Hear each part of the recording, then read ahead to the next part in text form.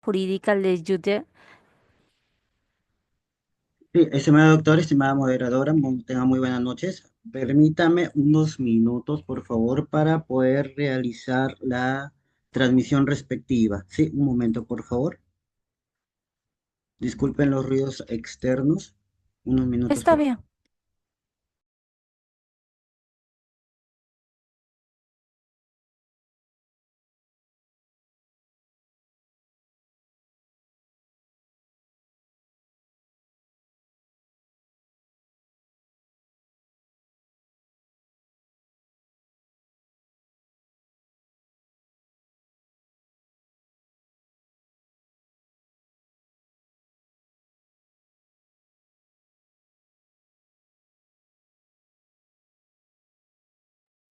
Bien, estimada doctora Dora, puede continuar, por favor. Muchas gracias. ¿Qué tal? Buenas noches, estimados. En esta ocasión nos reunimos por el segundo aniversario de la Asociación Jurídica Les Justa. Toda la comunidad jurídica nos complace brindar el agradecimiento a la respectiva asociación por su segundo aniversario. Por ello, también le cedo la palabra al presidente Yair Quino Osorio para las palabras de bienvenida y de apertura.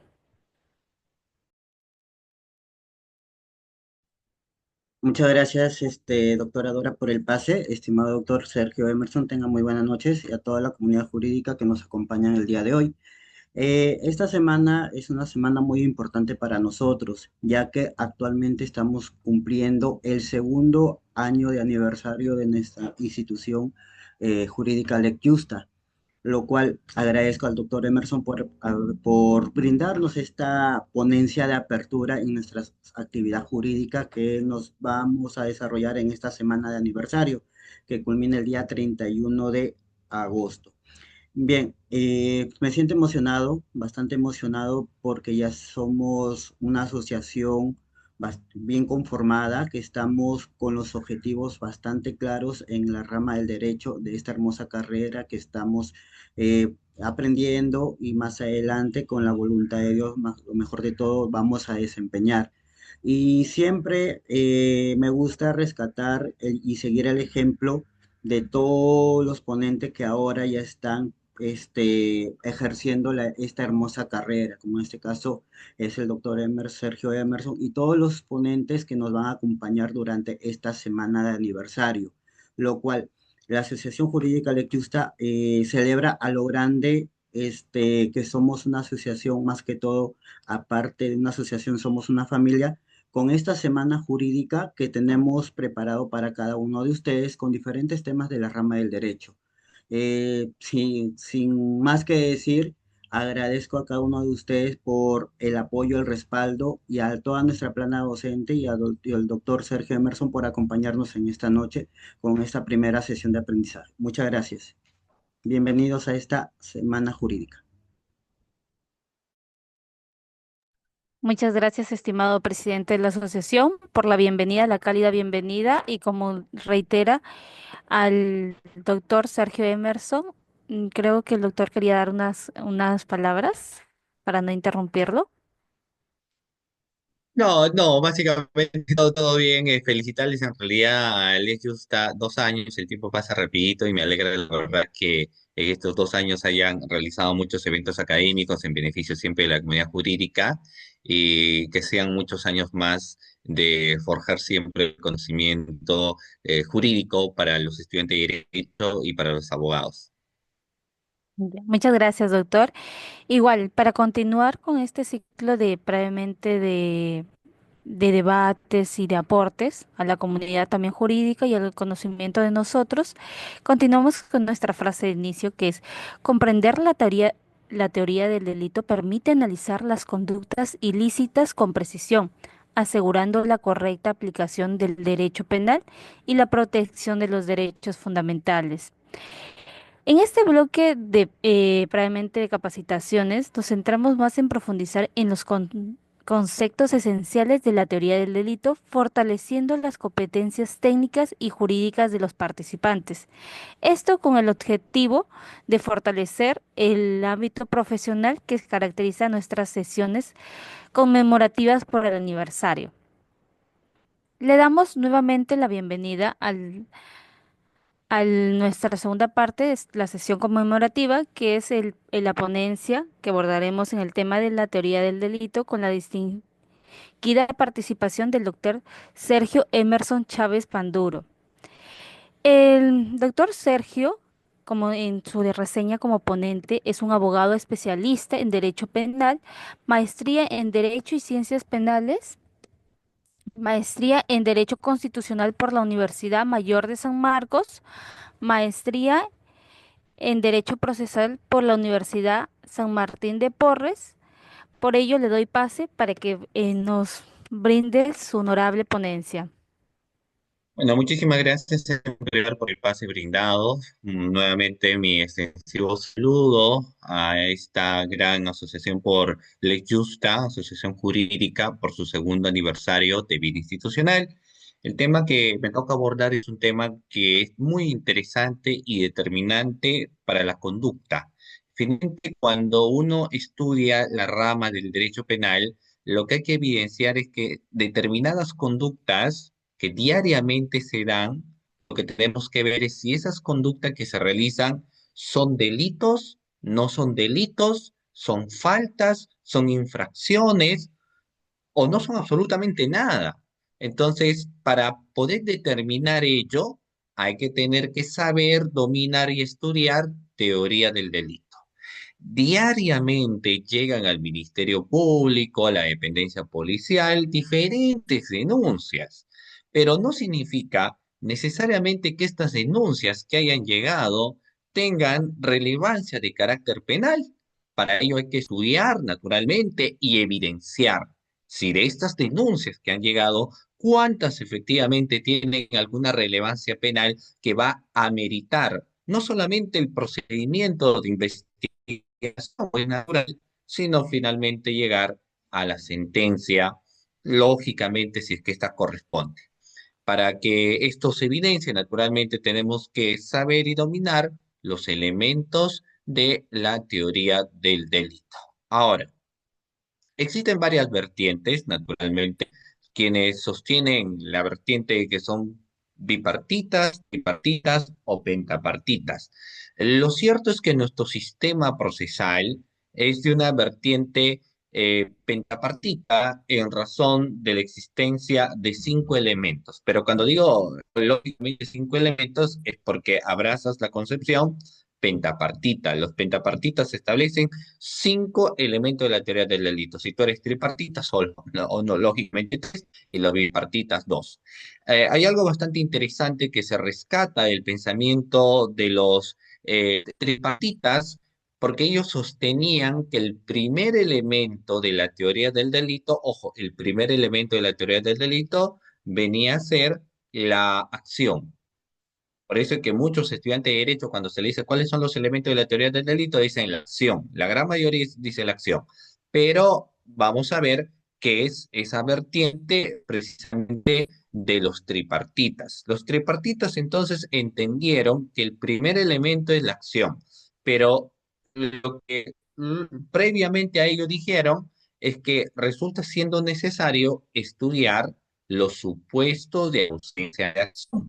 ¿Y qué significa un supuesto de ausencia de acción? No es otra cosa, naturalmente, que evidenciar ciertas características, ciertas situaciones donde producto de estímulos externos no va a ser necesario establecer ni siquiera una investigación porque nos vamos a encontrar ante los supuestos de ausencia de acción.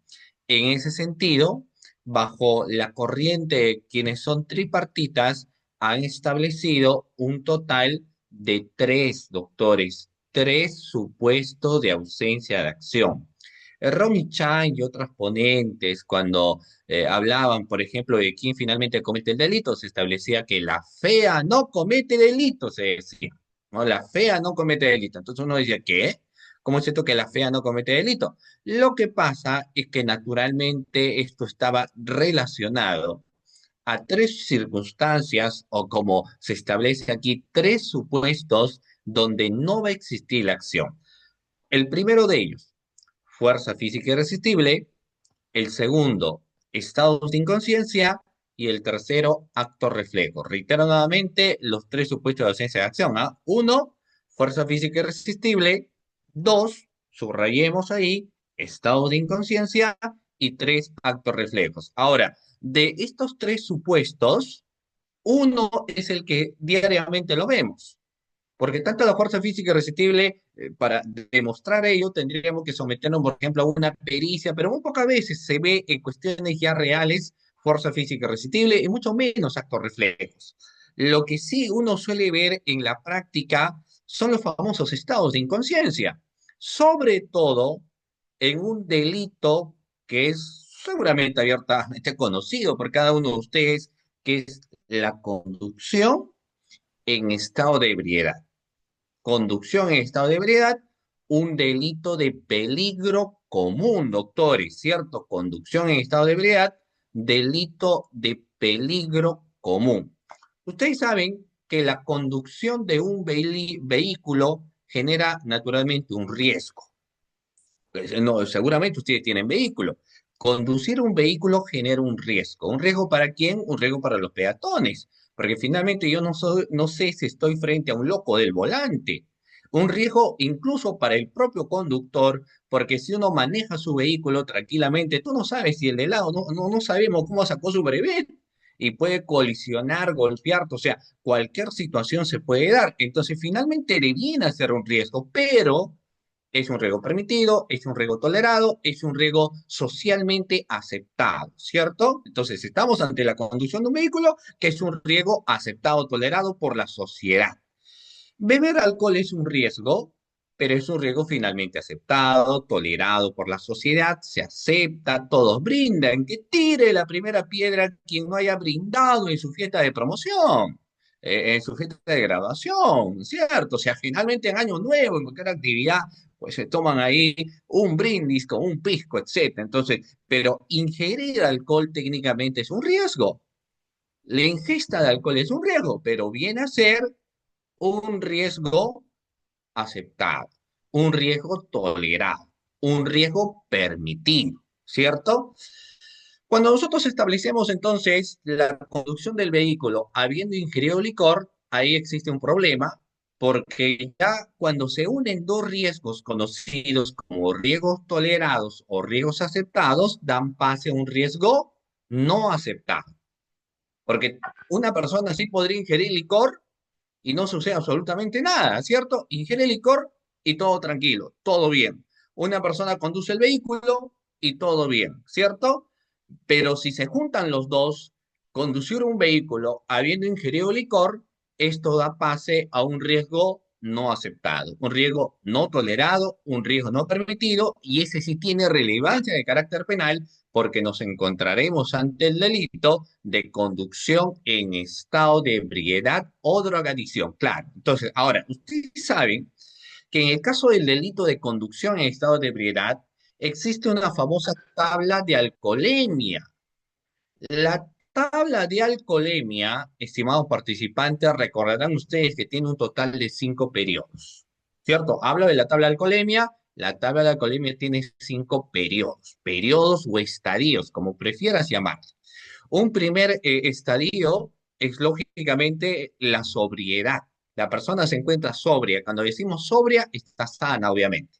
El segundo periodo es el estado de ebriedad. O sea, la persona ya ha ingerido alcohol. El tercer periodo, ebriedad absoluta. Y el cuarto periodo ingresa precisamente en el supuesto de ausencia de acción porque nos habla de un estado de inconsciencia. Un estado de inconsciencia, doctor, es el cuarto periodo.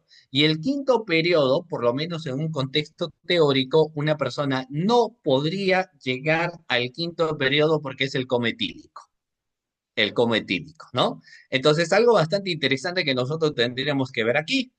Es posible la determinación del delito de conducción en estado de ebriedad a través de dos situaciones. Primero, hay que medir a través de un examen de alcoholemia cuántos gramos de alcohol en la sangre tiene una persona. Entonces se le toma la muestra de sangre y ahí se va a tener que determinar cuántos gramos de alcohol tiene. Si los gramos de alcohol en la sangre se encuentran En el cuarto periodo es estado de conciencia. No se investiga más, se archiva de plano el caso. Yo no diría, pero ¿por qué se va a archivar el caso? Hay que ver si la persona estaba conduciendo el vehículo. Ahí están las cámaras. Sí, señor, todo lo que usted quiera, pero se le tomó la prueba de alcoholemia, se le sacó sangre y ahí se determinó que se encuentra en el cuarto periodo. Y en el cuarto periodo es estado de inconsciencia. Y si es estado de inconsciencia, no existe acción porque el estado de inconsciencia es un supuesto de ausencia de acción. Entonces, ¿qué va a tener que hacer el fiscal? Archivar. Y se acusa, y si llega a juicio, se va a tener que absolver. Así está la norma, ¿no? Ahora, naturalmente, si la persona ha ingerido alcohol y se encuentra en el segundo periodo o tercer periodo, sabemos concretamente que la persona estuvo ebria, pero no es suficiente ello. Ahora tenemos que investigar y finalmente tenemos que determinar si la persona condució el vehículo, operó o maniobró el vehículo, porque ya sabemos que la persona estuvo ebria. Ahora hay que determinar las otras conductas que son punibles, ¿no? Pero eso ya ingresa naturalmente en el análisis de la conducción en estado de ebriedad. Lo que yo quiero que quede claro es que cuando se habla de estos supuestos de ausencia de acción, los estados de inconsciencia están en el cuarto periodo. Ahora, ¿qué es un estado de inconsciencia? ¿Y me podría decir qué es un estado de inconsciencia? Técnicamente, en un estado de inconsciencia, una persona no puede discernir la realidad. O sea, se encuentra en un punto donde le es imposible discernir la realidad y lógicamente a una persona que se encuentra en ese estadio de no saber lo que está realizando, ¿cómo finalmente le puedes atribuir una conducta criminal? Es ilógico, ¿cierto? Por ejemplo, vamos a ver, un ejemplo típico de estado de inconsciencia es el sueño profundo o el sonambulismo.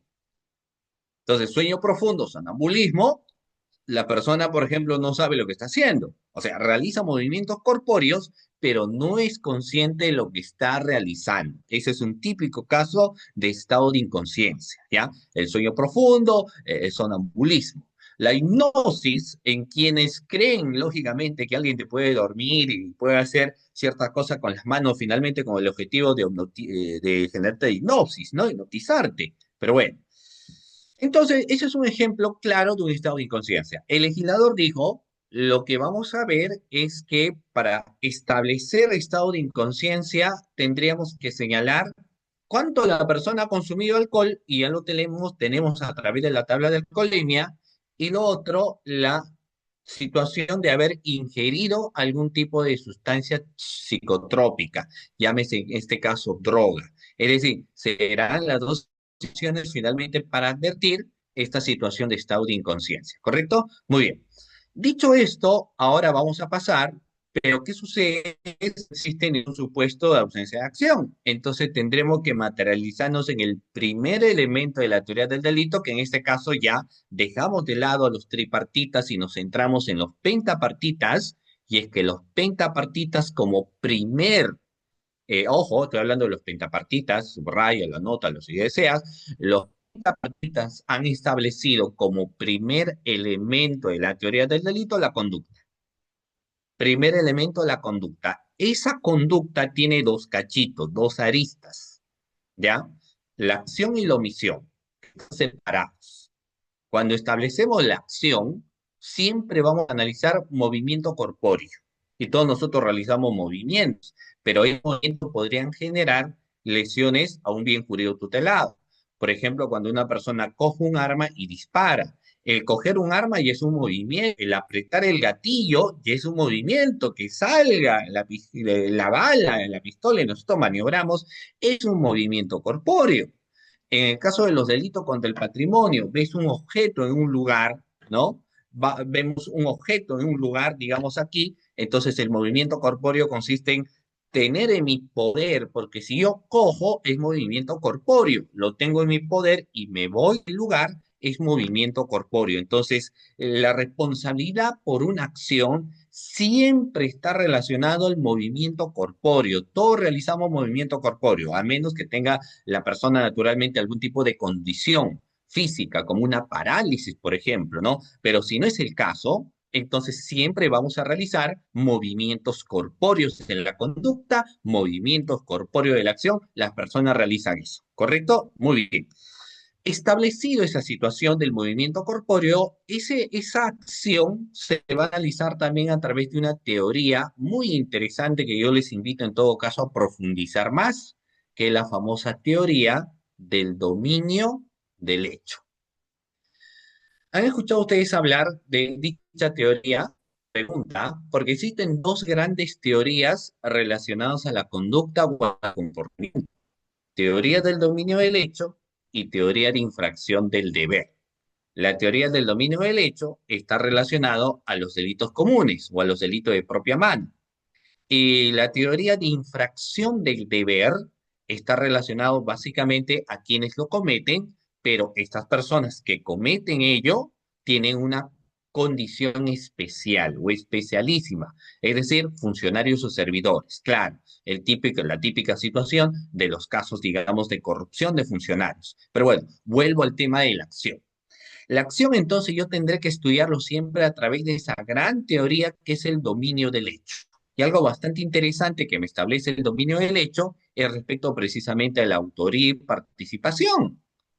En el caso de la autoría y participación, siempre vamos a estudiar finalmente quién es el autor del delito, quién es autor del hecho criminal, quién es autor del delito. Ahora yo les pregunto, ¿quién es autor del delito? ¿Quién domina la acción? ¿Quién idea la acción? ¿Quién es el autor? Pregunta, ¿autor es igual a sujeto activo del delito?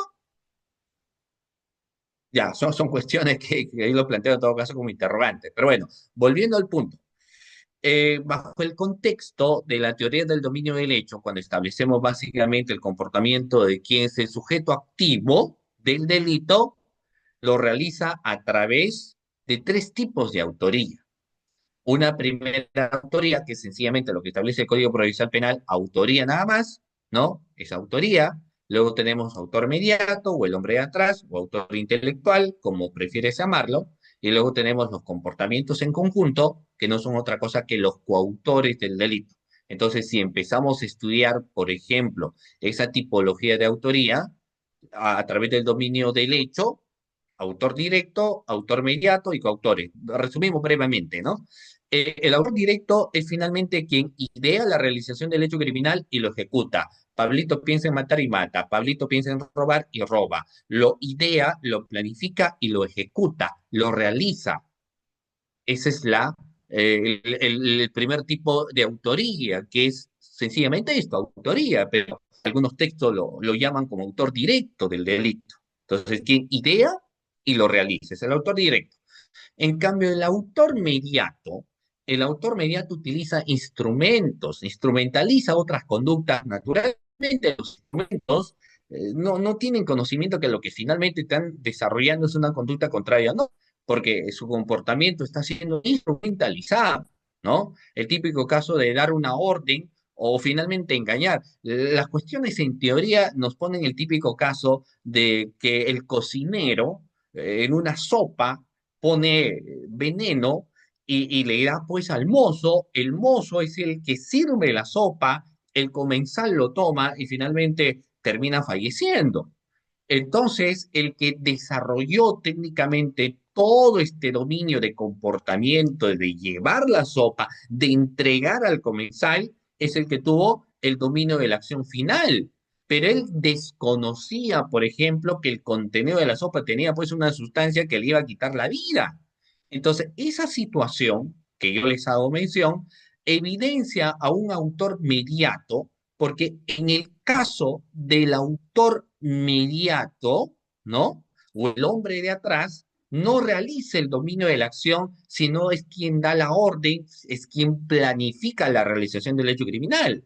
Eso, por ejemplo, habría en su momento establecerse en la típica situación del delito de rebelión, porque existe una discusión respecto a esta tipología, porque muchos establecen que para yo señalar o para señalar el delito de rebelión, la persona tendría que alzarse en armas. Pero ¿qué pasa si la persona da la orden para que se alcen en armas? La orden habría que materializarlo de qué forma se da una orden, a través de una lectura de un mensaje a la nación, a través de una comunicación vía telefónica. etcétera, ¿no? Que terminan siendo cuestiones bastante interesantes que finalmente tendríamos que debatir. Pero bueno, vayamos acá. Entonces, como fuese la situación, el autor mediato es el quien idea la realización del hecho criminal y los instrumentos son sometidos al engaño del autor y son quienes ejecutan la acción, ¿no? Y luego tenemos a los coautores del delito, la coautoría, el repartirse roles para la perpetración de un hecho criminal. De hecho, este análisis de roles se estableció en convenciones como la de Palermo en el año 2000, porque ustedes saben que hace un tiempo atrás había una discusión respecto a lo que se denominaba, por lo menos para aquellos entonces, como aquellos delitos convencionales. Ojo, ¿qué es lo convencional? Lo convencional es lo frecuente. Lo convencional es lo cotidiano, del día a día. Típica situación. Por ejemplo, si yo le preguntara a ustedes que son los que están aquí en la clase, a ver, ¿han sido víctimas de robo alguna vez? O de hurto de celular, de robo? Muchos en una sesión de clase, cuando yo les he preguntado, levantaban la mano y decían, yo he sido víctima de un robo porque me apuntaron con un arma, me golpearon y se llevaron mi pertenencia. Entonces, naturalmente, sí ha sido víctima de lo que es un robo, a mano armada, con arma punzocortante, arma blanca o demás situaciones, pero finalmente ha sido víctima de un robo, ¿no? Pero es algo frecuente, y lo frecuente es lo convencional. Los delitos de lesiones son frecuentes.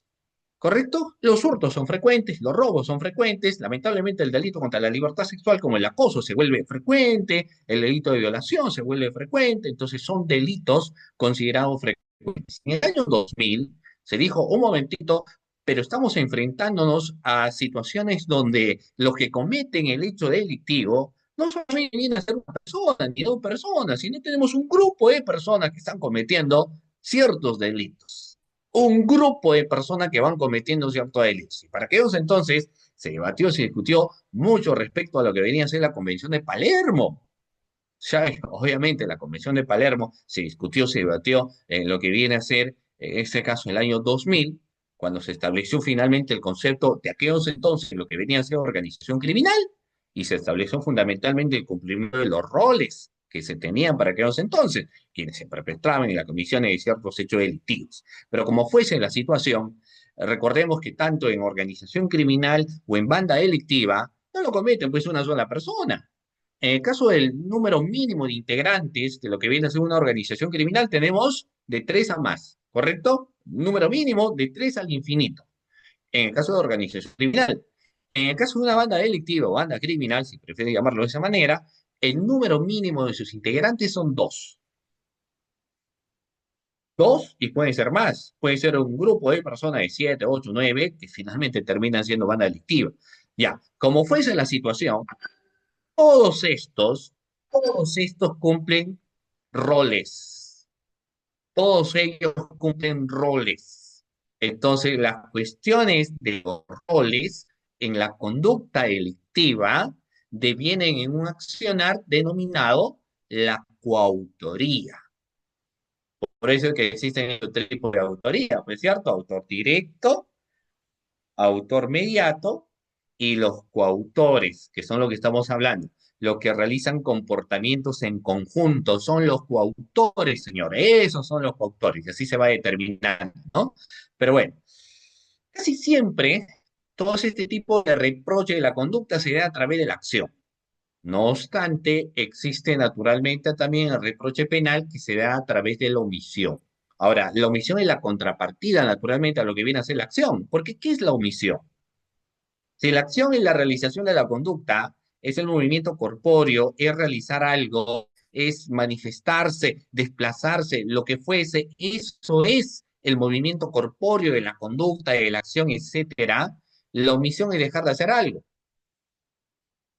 La omisión es dejar de hacer algo establecido en la norma o bajo otros parámetros también existentes. Por eso es que cuando se habla de omisión, ya existe una división también. Ojo, porque la división de la omisión está en establecer la omisión pura también se llama omisión propia. Ya, o sea, tú ves textos donde dice omisión pura, es igual a hablar omisión pura y omisión propia. Pero también encuentras la omisión por comisión. o la omisión impropia, no la omisión impura. No, no existe esa denominación. No hay omisión impura. Existe omisión propia, ¿de acuerdo? O existe omisión pura, o existe omisión impropia o omisión por comisión, pero no existe omisión impura. Ahora, ¿en qué se diferencia ambos? En el caso de la omisión propia o omisión pura, que lo vamos a encontrar en el código, ¿cierto? Finalmente, por principio de legalidad, yo me tengo que regir en base a lo que establece la norma, en base a lo que establece la ley, la normativa. En base a ello nosotros nos regimos, ¿no? En lo que dice la norma, naturalmente. Ya, bueno. Entonces, en el caso concreto de lo que viene a ser la omisión pura o la omisión propia, es aquel tipo de omisión que lo vamos a encontrar regulado dentro de lo que viene a ser el código. Ejemplo, el artículo 149. Ustedes saben que el caso del artículo 149 del Código Penal nace precisamente de una problemática en los juzgados de familia, cuando se establece una demanda de pensión de alimentos y el obligado, valga la redundancia, está pues obligado a cumplir lo que ya el juez ha determinado respecto al pago de lo que viene a ser la pensión de alimentos. Entonces el obligado, que aparte de eso tiene la posición de garante sobre su hijo, tiene la responsabilidad de cumplir en el bienestar del menor o el alimentista. Pero el obligado dice, yo no voy a cumplir, hay una resolución, no me interesa, no me importa, entonces no cumple lo que se encuentra establecido en la resolución y naturalmente la persona demandada dice, un momentito, esto no va a quedar atrás, entonces lo que hace es comunicar al juzgado el incumplimiento de la obligación por parte del obligado, el incumplimiento del pago del obligado. Entonces el juzgado lo que hace es requerirle el pago de los devengados. Y dice, un momentito, ¿dónde estás? ¿Qué pasa contigo? Y hay una resolución que se estableció que cada mes vas a tener que pagar determinada suma de dinero y usted no está cumpliendo. Entonces le da un plazo para que termine de cancelar los famosos devengados. Y el devengado no es otra cosa que el dinero no cumplido, no aportado, establecido en la resolución. ¿Correcto? Ahora, sucede lo siguiente, que cuando el obligado incumple con lo que se encuentra establecido en la resolución, el obligado hace caso omiso a lo que se encuentra establecido en la resolución, lo que se tendrá que hacer en ese caso en concreto es poner, lógicamente, de conocimiento del Ministerio Público, para que el Ministerio Público inicie la investigación de un delito. Pregunta sencilla de pregrado. ¿Cuál es aquel delito que se configura cuando el obligado incumple con el pago por el concepto de pensión de alimentos? ¿Qué delito se configura? El delito de artículo 149 del Código Penal. ¿Qué delito? O mi omisión a la asistencia familiar es el delito que se configura, pues, el delito de omisión a la asistencia familiar, ¿cierto? Pregunta, el delito 149. El delito de omisión a la asistencia familiar es un delito cuya conducta que se reprime es la omisión. Es un delito omisivo. Y ese tipo de omisión como se encuentra reglamentada en mi ordenamiento jurídico, como le encuentro en la norma, como aquí lo encontramos establecido, va a ser un tipo de omisión pura, un tipo de omisión pura, artículo 149 del Código Penal, omisión de prestación de alimentos, o si prefieres llamarlo, omisión a la asistencia familiar, es un tipo de omisión considerado, denominado omisión pura. Y no solamente tengo el artículo 149, oiga, tenemos por ejemplo el 126 del Código Penal. El Código Penal me habla que es un tipo de omisión pura también y me habla de la omisión de socorro y exposición a peligro. ¿Cómo la ves? Omisión de socorro y exposición a peligro. Tenemos el artículo 127 del Código Penal, donde me dice omisión de auxilio o aviso a la autoridad.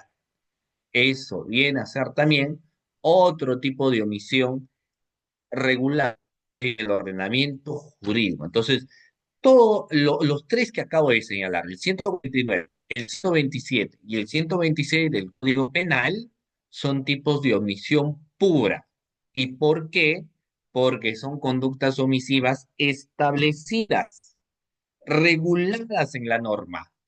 Todo, y cómo me doy cuenta? Finalmente alguien podría decir, ya, todo lo que tú quieras, pero ¿cómo me doy cuenta que esa conducta finalmente viene a ser una conducta omisiva, señor? O sea, ¿cómo yo me puedo dar cuenta que esa conducta que usted menciona es una conducta omisiva? Tranquilo, hay un problema, porque en el mismo código, en la misma redacción del código, tú encuentras el comportamiento omite. Artículo 149. El que omite prestar alimentos establecido en la resolución judicial. O sea, ya tú te das cuenta que es una conducta omisiva desde el momento que tú lees. Artículo 127. El que encuentra un herido, estoy dando lectura, el que encuentra un herido o cualquier otra persona en estado grave o inminente peligro y omite prestarlo auxilio. Omite prestarlo auxilio. Omite. Entonces te das cuenta que la conducta es omisiva. Te vas al artículo 126, el que omite prestar socorro. Entonces te das cuenta que en la descripción de la conducta ya esto deviene como omisión. Por eso que son omisiones puras, porque son omisiones que se encuentran establecidas en la norma como conducta omisiva como tal. ¿Te das cuenta? Y esa es omisión pura. En cambio, la omisión por comisión hay que hacer un análisis distinto, porque a diferencia de la omisión propia o omisión pura, que encuentras como conducta omisiva, en el caso del tipo de omisión por comisión hay que hacer una interpretación, hay que hacer un análisis. Hay que ver las cosas desde otra óptica, naturalmente. Y ahí incluso hay que tener que evidenciar aquellas peculiaridades del tipo objetivo y las peculiaridades del tipo subjetivo, señor. En el caso de la peculiaridad del tipo objetivo, yo tengo que advertir la posición de garante. Y siempre, seguramente en algún momento hemos escuchado hablar de la posición de garante. El que asume la posición de garante asume la obligación de cuidar. Esa es la posición de garante. Usted está asumiendo la posición de garante, asume la posición de cautelar, de cuidar, ¿no? Esa es la posición de garante. Todos finalmente en algún momento podemos tener la posición de garante. Si tú realizas una reunión y les invitas a tu casa, tus invitados, bajo tu potestad, ¿no? Bajo tu tutela o cuidado, lógicamente tú tienes la posición de garante sobre tus invitados. Los padres que tienen hijos asumen la posición de garante sobre sus menores hijos. En el caso de los esposos, mutuamente tienen la posición de garante. ¿Quieres poner un negocio? ¿Quieres ser un próspero empresario? ¿No? Entonces dice, quiero poner una discoteca o quiero poner un bar, lo que fuera, una tienda, etcétera, etcétera, etcétera. Entonces tú asumes la posición de garante. ¿Quién tiene mascota? Y este es el típico caso de entendimiento más sencillo, ¿no? Yo estoy seguro que ustedes tienen alguna mascotita en casa, ¿no? Confirmen lo que tienen de mascota, ¿no? Muchos tienen gato, tienen perro, tienen tortuga, tienen pececitos, tienen gallos, tienen cuys, tienen vacas, tienen toros, en fin, tienen su mascota. Y una de las mascotas más típicas que tiene la persona, un lagarto, es, ya, hay alguna persona, Dora Popuche Carrasco, me dice sí, pero mira, muchos tienen perritos, ¿no? El mejor amigo del hombre, el quien lo llaman fiel, el perrito, pues. Entonces, hay perros y hay perros, porque naturalmente el perrito los dueños lo ven como el líder de la manada, a alguien que hay que cuidar, a alguien que hay que seguir, ¿no? Eh, y hay perritos que por su mismo instinto y raza son considerados como perros peligrosos. El Pitbull, por ejemplo, es un perro de presa. El Doberman, por ahí también. El Rottweiler también. Entonces, si uno saca este tipo de raza de perros, tendrá que ir con su correa y su bozal, ¿no? Entonces, hay personas que lógicamente dicen que está totalmente mal en el sentido que dice, mi perro no muerde. Claro, a ti no te muerde, pues porque tú eres su dueño, pero eso no garantiza que alguna persona más lo podría morder. Entonces, cuando esto se evidencia, cuando este factor finalmente se va suscitando y alguien saca un perro y se va, por ejemplo, a la esquina, a la tienda, a realizar alguna compra, y de repente el perro muerde a alguien, y este perrito salió sin correa, salió sin bozal, entonces, y generó lesiones a otra persona, el dueño será responsable, dependiendo qué ocasionó, porque el dueño puede ser responsable por lesiones culposas. El dueño dice, pero finalmente terminas imputándome a mí algo si yo no lo mordí. Entonces, ¿qué hacemos? ¿Procesamos al perro? Obviamente que no, señor, pero el tema fundamentalmente ahí es sin lugar a dudas que la posición de garante, asume la posición de garante el dueño de la mascota. Si ustedes tienen mascota, ustedes asumen la posición de garante. Si tu mascota muerde a alguien y le genera alguna lesión, entonces asumes la responsabilidad del delito de lesiones bajo la modalidad culposa. Oh, quiero poner una discoteca, porque ahí en la discoteca los jóvenes van a bailar, a divertirse, hay que mover el esqueleto, no todo es estudio. Ya, como tú quieras, pero si vas a poner naturalmente una discoteca, tendría que tener las señalizaciones correspondientes, los extintores correspondientes, las aguas correspondientes, que no exista material inflamable, y que naturalmente las actividades que se puedan realizar que no sean tan riesgosas, pues, y que el aforo de las personas que vayan a la discoteca sea un aforo que ya Defensa Civil, por ejemplo, lo ha establecido, ¿no? En base al local donde uno se puede encontrar. Entonces, si sucede un siniestro, y si lamentablemente en esa discoteca han acudido varias personas y ¡pum! Se da cualquier acontecimiento, como quieras llamarlo, el dueño de la discoteca asumirá una responsabilidad también de carácter penal. Y uno diría, pero ¿qué tiene que ver el dueño acá si el dueño estaba afuera? ¿Por qué quieres inculpar en todo caso al dueño de algún contexto de responsabilidad penal? Ah, lo que pasa, señor, es que el dueño tenía el papel de garante. El dueño de la discoteca tenía el papel de garante y por eso asume las consecuencias de la situación. Él podría haberlo evitado. No, pero la responsabilidad de la gerencia, pero tú eres el propietario, pues. Entonces, eso es un tema de la peculiaridad del tipo objetivo, ¿no? Ya la peculiaridad del tipo subjetivo, doctores, pues se abarca ya otras cuestiones también bastante interesantes, ¿no? Que en su momento tal vez se van a poder analizar. Pero bueno, entonces, para ir cerrando esta situación, cuando hablamos del tipo de omisión por comisión, tal cual, así se establece en la norma, omisión por comisión, tendríamos que establecer aquellas peculiaridades del tipo objetivo, pero también tendríamos que advertir las peculiaridades del tipo subjetivo. Reitero, peculiaridades del tipo objetivo de la norma y las peculiaridades del tipo subjetivo de la norma. Eso es lo que tendríamos que ver para que finalmente, si se advierte naturalmente alguna conducta en reproche penal, nos encontremos ante un tipo de omisión por comisión o omisión impropia, si prefieres llamarlo, o algunos, como establecen algunos textos, omisión de segundo grado, pero omisión al fin y al cabo, ¿ya? Y no lo vas a encontrar como conducta de omisión por comisión en el Código Penal, ¿ya? Muy bien, entonces verán ustedes que ese primer elemento, que en todo caso yo les señalo, debiera ser súbitamente muy importante. Y ya la otra cuestión viene al aspecto de la tipicidad.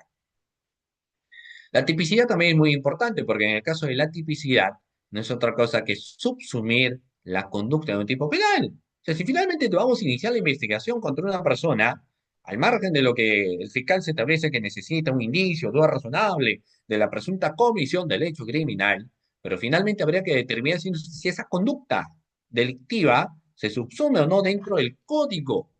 Pues tendría que ver eso, si ese comportamiento, la conducta de la persona, el accionar que éste realiza se encuentra o no se encuentra establecido en el código. Y en el código vigente al momento de la comisión de derechos delictivos, señora. Por eso ingresa algo interesante en el espacio también de temporalidad. Es importante saber, no solamente hay muchos delitos que se han derogado, hay muchos delitos que han tenido modificatoria, hay muchos delitos que tienen agravantes. Entonces tendríamos en ese caso que precisar que para establecer el grado de subsunción de la conducta, establecer la conducta dentro del ordenamiento jurídico y naturalmente señalar el contexto de la tipicidad, pues tendría que ver si se encuentra en el código y si sobre esos hechos acontecidos la norma estuvo vigente o no estuvo vigente finalmente para aplicarlo como debe de ser. ¿Ok? Bueno, ya el contexto de tipicidad es mucho más amplio, porque podemos hablar de imputación objetiva e imputación subjetiva. Seguramente en algún otro momento lo hablaré, ¿ya? Bueno, estimados participantes, de esta manera voy cerrando mi, mi presentación en la primera ponencia de este segundo aniversario de Ley Justa, ¿ya? Espero que hayamos aportado y considero que sí un poquito de granito de arena con este tema, sobre todo del primer elemento de la teoría del delito. Aprovecho también nuevamente para enviarles un fraternal saludo, ¿no? A la junta directiva, a sus miembros, al público en general de Ley Justa por su segundo aniversario de vida institucional, siempre en beneficio de la comunidad jurídica, los estudiantes de derecho, los abogados juniors, los abogados de experiencia. Y que no sean solamente 2 años de vida institucional, sino que sean muchísimos más. Muchísimas gracias, estimados participantes, muchísimas gracias a cada uno de ustedes por haber participado en la sesión de clase del día de hoy. Muchísimas gracias a usted, Magíster, por todo, por compartir sus conocimientos con nosotros y por brindarnos también en cada ponencia sus experiencias con ejemplos claros. A continuación, sigue la ronda de preguntas. No sé si algún participante tenga alguna pregunta, lo indica por el medio de mensaje. Igual recuerden que las preguntas son libres y cada participante puede formular una pregunta. Se recomienda que las preguntas sean breves y nos indiquen de manera exacta para que podamos optimizar el tiempo también para la siguiente ponencia.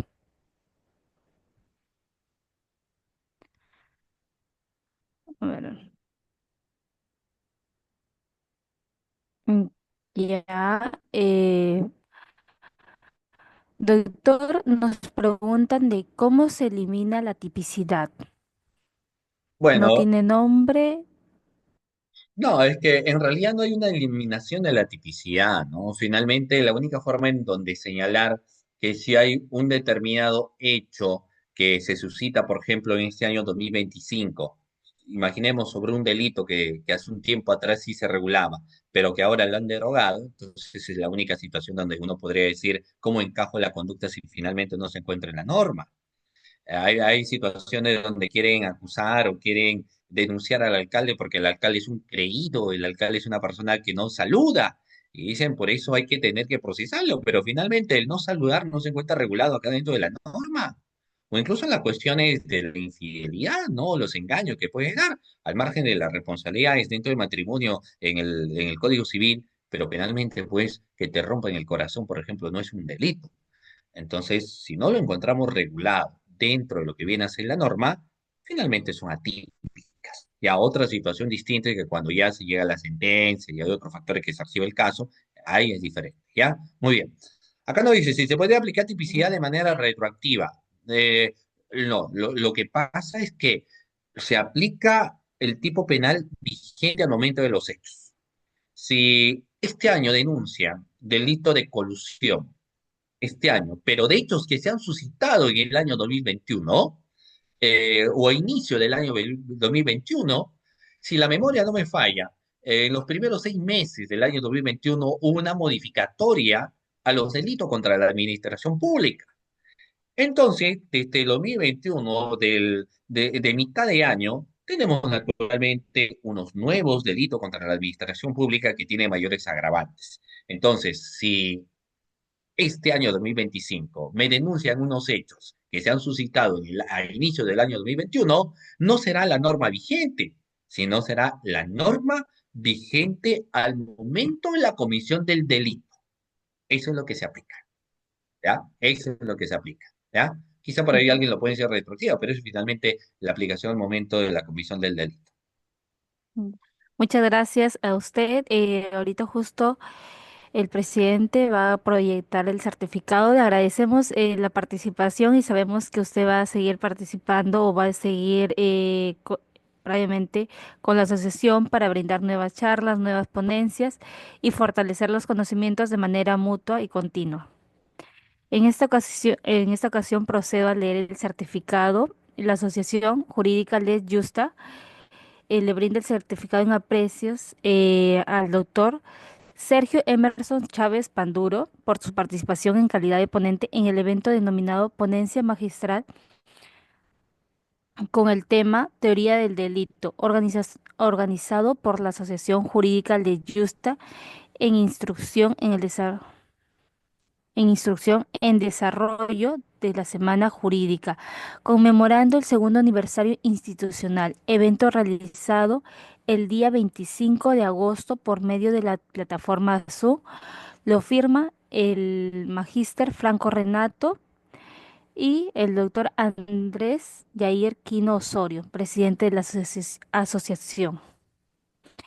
Igual como le indicaba, en nombre de la sesión, nuestros más sinceros agradecimientos por la ponencia durante esta sesión conmemorativa y esperamos verlo e incluirle en nuestras futuras actividades como sesión para fortalecer la comunidad jurídica. Muchísimas gracias por el certificado y nuevamente estrecho mi saludo fraternal a cada uno de ustedes por su segundo aniversario. Ya, a continuación ya procedemos al segundo bloque, que es el tema brindado por el ponente, el doctor Milton Hurtado Mendoza. El tema es proceso de extinción del dominio. Para dar inicio, iniciamos con la frase o se brinda la frase, el proceso de extinción de dominio constituye una herramienta esencial para garantizar que los bienes ilícitos nos pertenezcan no pertenezcan en manos de quienes transgreden la ley, fortaleciendo la justicia y la transparencia. Esta sesión tiene como finalidad profundizar en los aspectos fundamentales del proceso de extinción de dominio, enfatizando la correcta aplicación del marco legal y la protección de los derechos. Muy buenas noches, doctor Milton.